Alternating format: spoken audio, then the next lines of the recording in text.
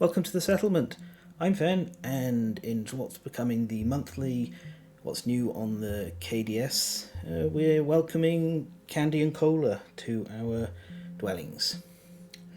Before we get into it, as always, if you like these videos and you want to support them, please do go to the description and the link. Patreon is there. That's a great way to support these videos. If you want to help me get them to the quality that they need to be, because I can't edit my own videos for reasons I'm not going to get into, but it is I can't do it. That's a great place to help. Of course, as always, subscribe, comment, that all, likes, that all matters as well. But yeah, so we're going to be looking at this Wanderer Candy and Cola. This is the second Wanderer to make it onto the simulator. Before we get into Candy and Cola in particular, what are Wanderers? I'm going to have to do this little spiel on the start of each one just to make sure that the information is squared away. So they are a small box expansion that brings an extra character who will join your settlement in a certain lantern year and will have their story unfold. They tend to have certain characteristics in common. They'll have their own unique philosophy with associated knowledge. If you're playing with Ark Survivors, they'll have fighting art versions. If you're playing without them, I'll be honest, none of the fighting art versions have ever really impressed me at all. They kind of really feel like they're lacking, but Team Death is at this point locked into supporting two different versions of Kingdom Death, so it's good that at least it's there. They gain XP faster than normal. We'll see more when I go for the rules. They often arrive as well with gear that's specific to them that they might relinquish or let others use in some circumstances. So, with all of that said, I'm not going to bury the lead. Candy and Cola, this is one of my firm recommendations for everyone. I think if you play Kingdom Death, this is on your must-have list. This is the best Wanderer that's been released so far. Not just on the simulator, but in general. And it's my opinion that you should just go and buy it. For the rest of this, I'm going to go through the stuff and explain that's why it is my opinion. We're going to start with a personal story because I am slightly biased in respect to this. So, Candy and Cola were the mascots of Soda Pop Miniatures / Ninja Division, a company that released for me on my personal journey Super Dungeon Explorer. Had some really cute chibi miniatures, and I picked that up. Enjoyed playing it. When they released the cooperative version, we really enjoyed playing it a lot more. And then they pitched Super Dungeon Explorer Legends, which was going to be a cooperative adventure game, also possible to play as a role-playing light game with a GM. It was very ambitious and never came to fruit, so it's one of those Kickstarters along with the Darkest Dungeon one that I'm never going to see fully completed, which is a shame. And on top of that, due to various health reasons and a sort of lack of wanting to let go of control of the properties and let other people cover while this health issue was going on, ultimately the company collapsed. They eked it out for a while, issuing some resin miniatures for their various game lines, but ultimately it's gone. It's no longer a thing. Now, also, on top of that, part of the reason I got interested in Kingdom Death is because Super Dungeon Explorer has a version of Alice in the Twilight Night, just called the Twilight Night, in amongst the playable characters, and that sort of was part of Kingdom Death from being I'm waiting for this to arrive to what is this? This is really cool. I started paying a bit more attention. So, for me personally, this isn't just a Wanderer who's been added to the game. This is a reminder of something that we lost, and I do think we did lose something with the death of Super Dungeon Explorer. It was unique. We've never really had something come along since, and for me personally, those are the chibi model style that I really like. I don't like the current Marvel ones that are there. I don't like the ones that came from Simon before. I can't remember the name of the game, but it came out around the same time as Super Dungeon Explore. So there is a little bit of a loss there. And we'll go through this, but Team Death are definitely aware of that. And this is kind of the last place that Candy has a crossover, because the Kickstarter's taken so long to fulfill that, you know, Ninja Division, Solar Pop Miniatures collapsed in the time, and here we are. It's like a remnant of a long gone, lost place in some ways. So with all that said, and that's like why my personal enjoyment of this model is enhanced, this expansion is enhanced more, let's go and open the box and see what we get inside.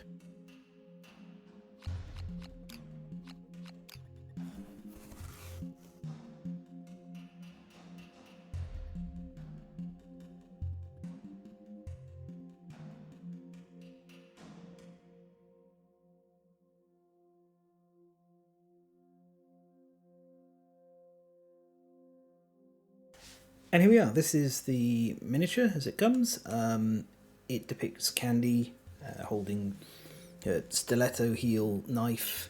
You can see she's lost one stiletto, along with Cola running along holding a set of keys. This is very much like the artwork, a great depiction of it, which we can see just here. This is like the original sketch in the pitch, and I think they've very well captured that. With very few alterations at all. So we get, let's zoom out so you can see it all. We get our Candy and Cola, plastic sprue symbol with a very nice base. We get a rules reminder text, some fighting arts, a innovation, some gear, and these knowledges, plus all of these rules in here. So very briefly skim over the key things.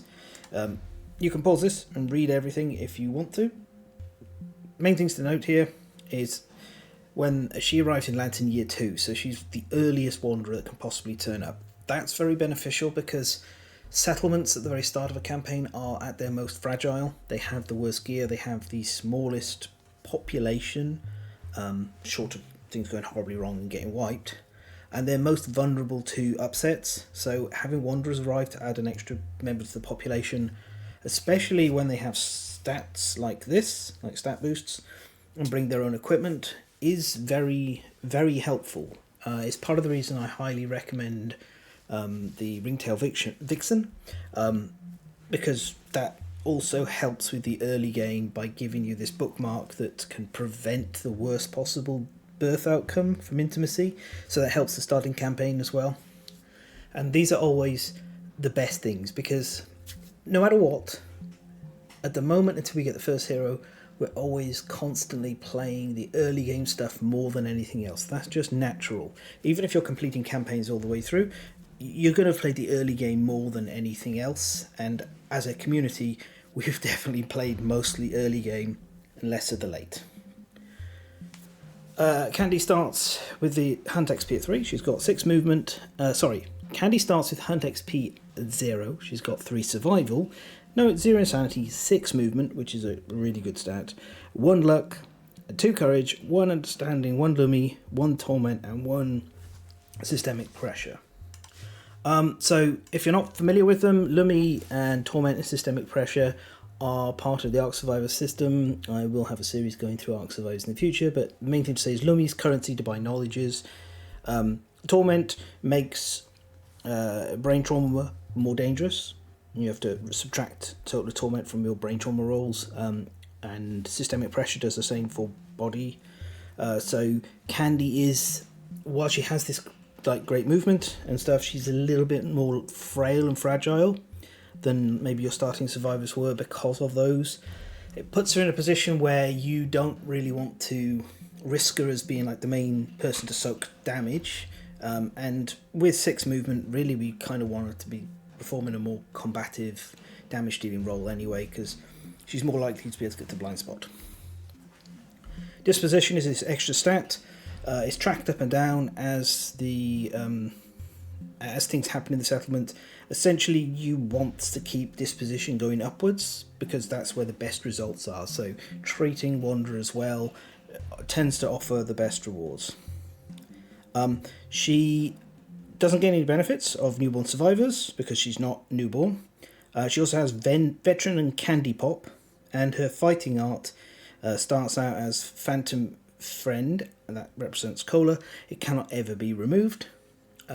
She'll have that even when you play as an Ark Survivor. Veteran gives her an additional +1 Hunt XP. This is pretty common to all of the Wanderers, so they level up faster, they complete their stories, and they don't take up a slot in your Hunt party for like ages and ages. So it's quite welcome. It gets even better with Ark Survivors because you like them to rank up and hit the extra ages, and Wanderers have the same thing. Even if you're not playing with Ark Survivors, hitting their age ups is very desirable. So yeah. Then she starts with Gladiator Garb Gladiator Garb and Sharpened Heel, and the rest of this goes through the other various rules. If we can just turn the page, this walks through how she works as an Ark Survivor and how to use her in a non-Ark Survivor campaign. So again, just on this page, so you can pause and have a read if you want to. And then she has a little introductory event. We don't have a lot of control over this. Basically, it's a dice roll. It sucks if you get the -1. Not much you can do about that at all. And then as she ranks up, she'll go through these different aspects to a story. I'm going to not go through those properly. I'm going to just like flick to each page. If you want to pause and look at them, you can. Otherwise, I'm not going to read it all out. I'm going to dwell a little bit on this page though. So this is Effervescence. This is her specific leveling up. So as an Ark Survivor, she gains a Neurosis and a Tenet. Her Tenet we'll look at in a moment. She also has a unique Hunt XP track. So you can see she hits her first few milestones very quickly. And then the last one takes a while to get there. Compound Grief. On arrival, she gains a random disorder. If all her slots are already filled, she gains +1 systemic pressure and suffers -1 disposition. This you tend to want to handle by getting to the Barber Surgeon early. That's one of the easiest ways to remove disorders.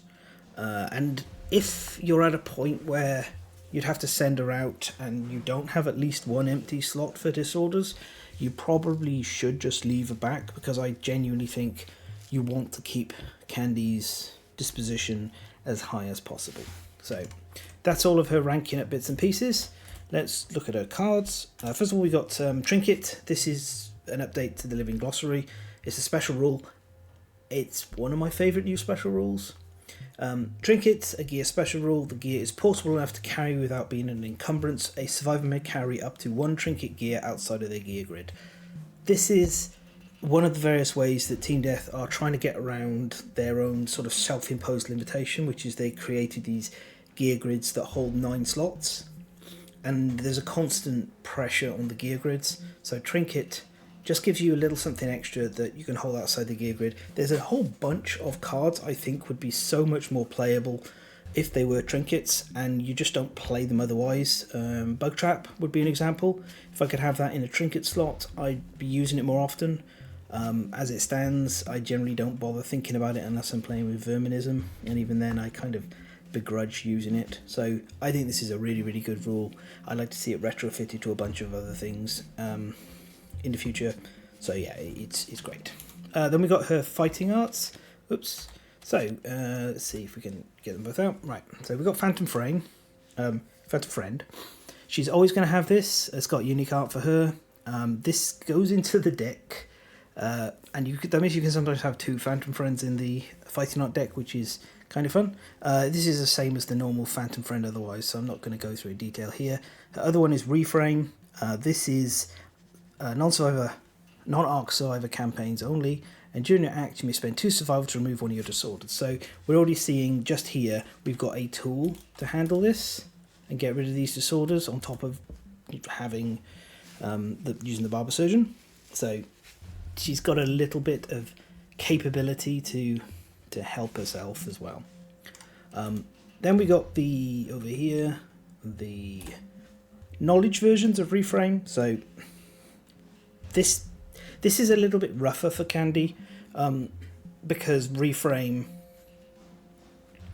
the knowledge version starts off not helping at all, so she's going to be gaining 2 disorders before it levels up. Once it levels up, she can do an act. Oh, sorry, number 2. These are in the wrong order. The literally are taken out. Yeah, sorry. Here we are. Reframe 2. During your action, you may spend 2 survivors to remove one of your disorders limit once per round. So now you can see that's like the fighting art version.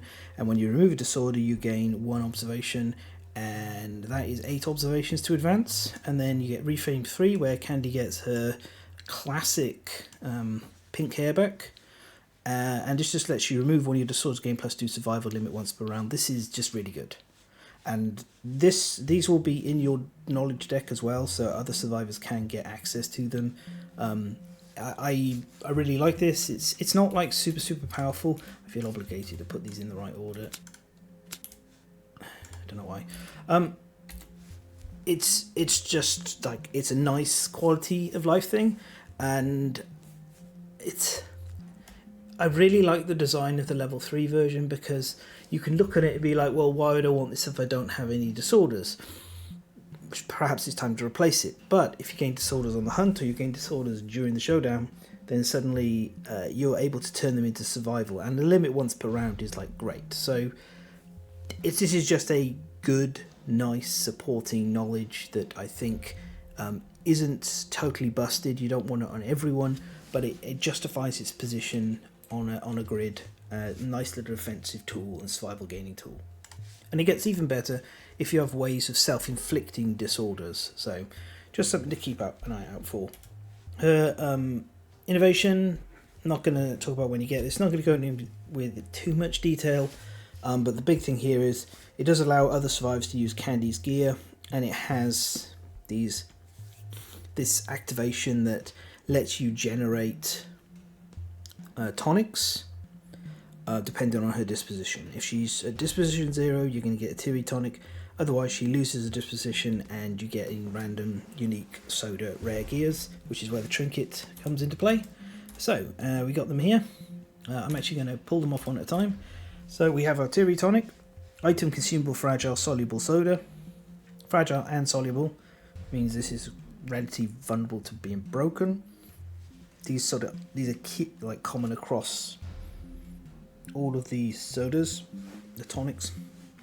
Trinket, as we saw, so this doesn't have to go in your gear grid. During your act, you may consume an archive. This gain +3 insanity and a random disorder. Then Candy gains +1 if she was not the survivor who consumed this. So we get kind of like a refund, and thematically this has the survivor like drinking the sadness from Candy, and they gain that insanity and that disorder, and then Candy is just cleansed a little bit of the memories that plague her. We should be 2 of those. Next up we got her gladiator garb. Item right facing blue. When you may gain a bleeding token to ignore a hit, limit once per round.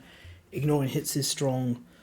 There's plenty of bleed builds that can like clean off the bleed or benefit from it elsewhere. Crimson Crocodile Armor would be the easy answer to think of like right now, but there are a bunch of others. You can use this with the Spidiculous Red Ring to generate like automatic wounds when you're monster controller. Candy will have this most of the time though, so you know, until it gets freed up for somebody else.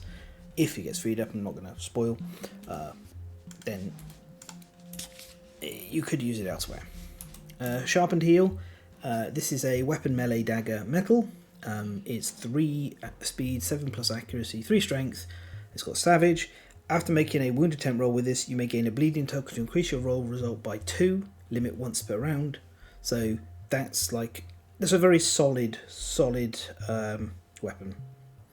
As it comes to like the Gladiator 2s when you're getting this, and that is something I'm very happy to make use of. The up-facing blue affinity isn't like great, but also it does combine with a rawhide headband if you want to be able to activate that early on and you've not got any other way of doing it. So it does have like some uses. Candies also, this Savage encourages you, along with the Gladiator Garb, Blue affinity and the Sharpened Heel affinity, to lean into more of a deadly playstyle. Most of all, it's really nice to have a survivor in Lantern Year 2 who comes with their own 3 strength weapon. So you cannot, because can be awkward at times to have 4 survivors all with viable weapons, especially if somehow you've managed to break one of your frails. So this is a nice sort of, hey, here we go, you can have this. It's a good start to the dagger line. I think it's a nice weapon without being completely ridiculous. Then we got our, first of our unique tonics. This is Monstrous Fizz. So it's trinket, it's unique, and if you have a red, blue and green affinity in your gear grid, then during your act you may consume and archive this to gain an additional Night and Lightning Bolt this act. So an extra move, an extra activation, solid. Like, because as this is sat outside your gear grid, it is really easy to bring it along, and given the way it's produced, you don't really mind that it is getting archived in the activation. I think this is a really great design of how to have a one-shot consumable actually matter, because it's a bonus. It's not breaking up your build in any way, shape or form, and it's not draining your like crafting resources to produce this. It's just draining your endeavours, which are a type of resource, but they're a bit more reusable. Then we got the Citrine Brew. Again, trinket unique. If you have a green and red affinity in your gear grid, then during your act you may consume and archive this to get a -1 movement token and the priority token. Not as good as the Monstrous, obviously. The main use for this is giving it to your tank, so they have it if you really need to keep the monster's attention focused on them. Obviously the -1 movement isn't great, but there are plenty of footwear that can help extend your movement up more, and also as the tank you hopefully need to move less, because the monster should be being directed to you anyway if heavy control has been used or good positioning. This is still something you're more likely to pop near the end of the showdown rather than early on, or say when somebody's had a really unfortunate reaction and the monster spun around, is facing away from you, and you're like, I can't get round in position to solve this. Or maybe, like, for example, somebody's knocked down and it's a white line and it's going to maul, you could redirect that to you instead of the person who's knocked down. So it's protection. It's not something you're going to use all the time. The -1 movement is significant, but again, it's outside your gear grid. That's the ideal place for something like this to be. Now we got Amethyst Splash. This is red and blue affinities in your gear grid. During your action, you may consume and archive this to remove 3 bleeding tokens and erase all permanent injuries you've suffered this showdown. This one, I quite like to have for Candy herself, given the way that her playstyle is. It's just, again, nice. You don't feel bad about removing, you put arcane within this to remove 3 bleeding tokens. It's very rarely do the permanent injuries seriously come into play, but when they do, they're an absolute, like, real saver. There's sometimes things you're forced to go too far and too hard with the survivor, and they kind of get broken along the way. If they have access to this, that is just a back up and get going kind of thing. Even though it's not a full heal, it can be quite useful. Then we have the Sapphire Syrup. That should be... No, it's not. Oh, we got a few more. Good. Okay. So this is our blue one. So 2 blues. And during your act, you may consume and archive this to gain 3 reroll tokens that are archived at the end of your act. Really fun. Great for popping just before a round of attacking. I think this one's really good. Just having those there to help you out is fantastic, and if you don't use them, then great, you succeeded anyway. So it's a fantastic way of trying to secure things. It's very good with the double blue of combining it with deadly, and extra luck because you get those rerolls to try and score those critical wounds again. It's just fantastic, and it's very thematically designed. We've got the Emerald Dewdrop. This is the double green affinity in your gear grid, and during your action you may consume and archive this to roll 10d10. Sorry, 10d10. For each Lantern 10 roll, gain +1 speed token. This one, if you get it, you're just going to chug it very early on. My preference is, again, to have it on a tank character. The faster tanks move, the more they can play into the dash cancelling playstyle, which is where you let the monster target you and then you dash out of its range. That usually requires tight positioning, but the higher your movement, the easier it is for you to just be like, you're coming at me, and then just dashing away using the famed Joestar family technique. There's no reason to just not pop it the moment you have it at the start of the showdown. And then we got the Ruby Cola.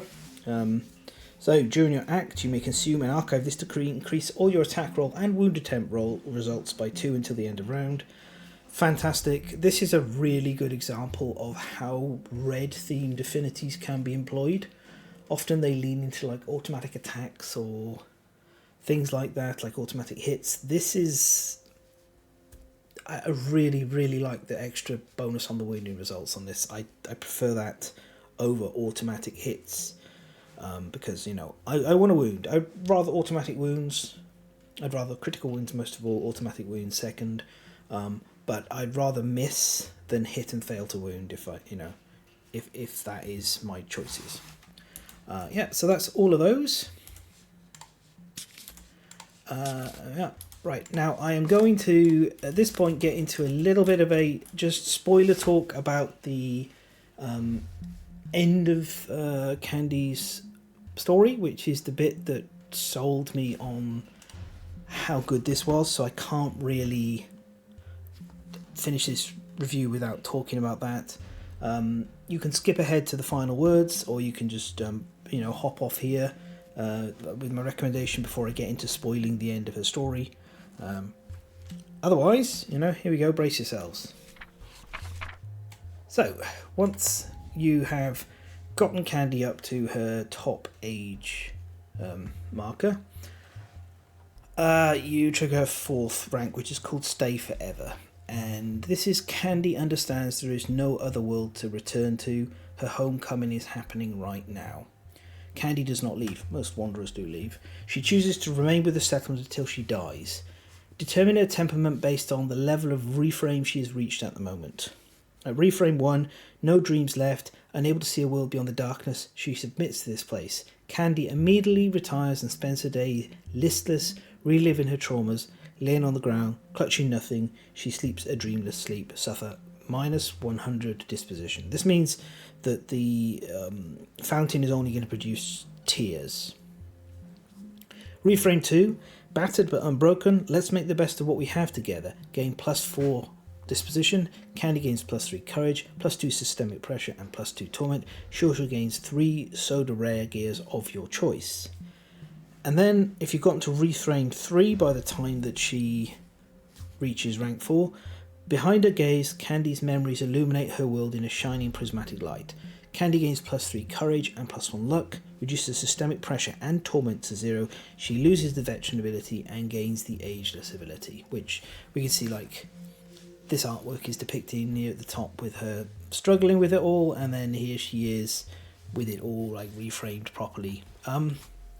Even now I'm a little bit moved by this, because essentially, as I talked about at the beginning, Candy the character comes from a dead company. The company's gone.